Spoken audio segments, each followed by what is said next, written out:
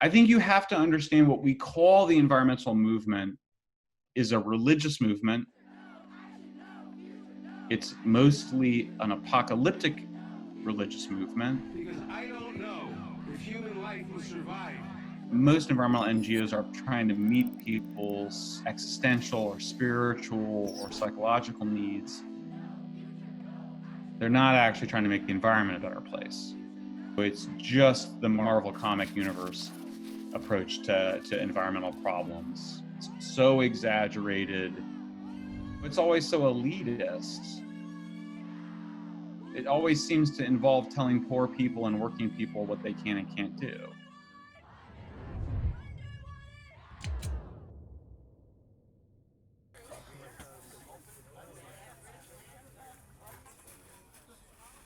In case he needs to, God, your kids are growing up. they're getting big. I know. How's your husband doing after the surgery? He's doing really good. He's recovering really well. Good. I mean, he's a beast. He just doesn't stop. Well, a typical day for me is I wake up, before it's light out. I go down to the boat, check the fuel, water, we fish. And then I market in the afternoon. It's usually like a 10-hour day. How many pounds is that? How many pounds that halibut? It's probably about 18 pounds. Hey everybody, it's Chris from Fresh Fish Fanatics. My family, if I didn't have them to help me, I don't know how I'd keep up. My son helps me, my wife. When the season starts, you're emotional because, you've been home for a while and then you have to go. And sometimes I'll go for 2 trips back to back where I'm gone for 20 days. It takes its toll on everybody. We've made it work, but a lot of times it breaks families up, unfortunately. Fresh Fish fans, happy Easter from all of us. Happy Easter! There's people out in this world that they're not going to go to Harvard, they're not going to go to Yale, they might not even go to college, but they still deserve a chance to make a living. We're so vilified in the press constantly. You're constantly having to kind of defend yourself. These precious oceans are in serious trouble. You're always being rallied against, A drowned swordfish hanging by its sword from a gill net. If only fish could write. Drift gillnets are a mile wide, 100 feet deep, and invisible. A type of gear called a drift gill net, used off the California coast to catch swordfish, also catches a host of non-target species. So they got some senators from the state to sponsor this bill. It says they're going to eliminate the drift gill net swordfish in California. I've spent my whole life invested in this fishery. I spent all my treasures to do it.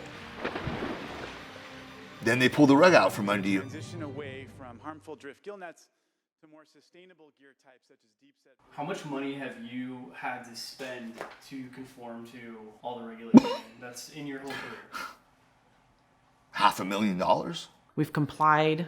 We've been flexible. You are just constantly spending money. We are in compliance completely. And they've destroyed the industry already by just the uncertainty of them, the constant attacks. If this happens and we lose, we will be out of business.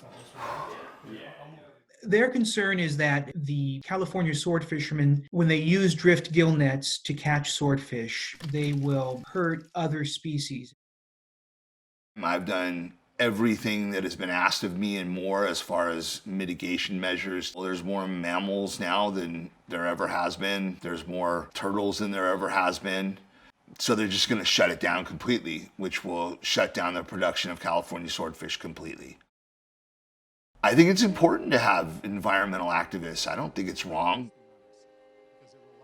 But I think it's wrong when they lie. These nets capture and kill dolphins, whales, sea turtles, and so many more. It garners an emotional response, right? If you say, save the whales, save the turtles, who wouldn't want to do that? They're trying to push this legislation through to protect turtles. But the reality is, California drift gillnet fishermen haven't caught a turtle in 17 years.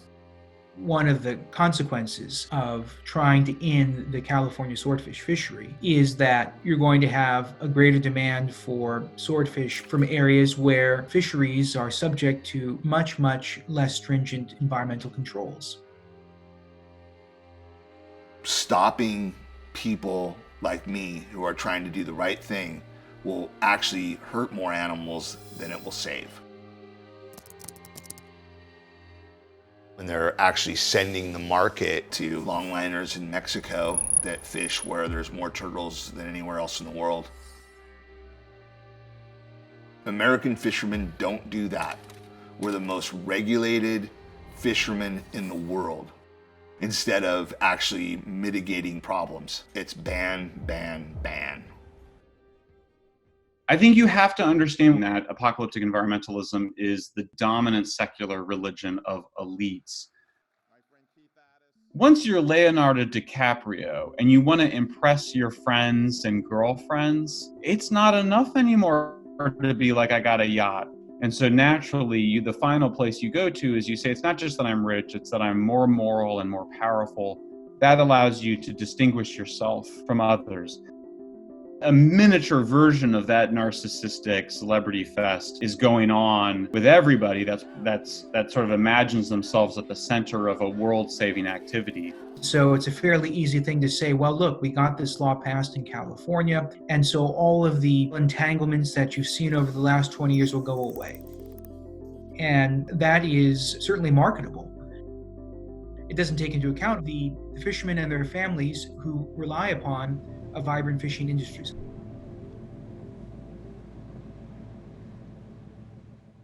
My family didn't have the means to send me to college. I found commercial fishing.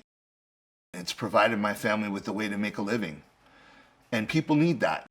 Not everyone has a college path.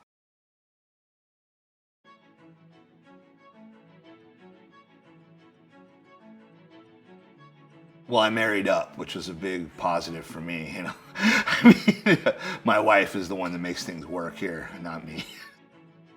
Her mother told me that she was going to give me a real job at my wedding. But I continued fishing. And what kind of future do you envision for them? Whatever drives them that's honest and honorable. If they want to go fishing, I'd love it. I think it's an awesome way to live. I'm totally supportive of that. Taking away opportunities like this keeps people in poverty.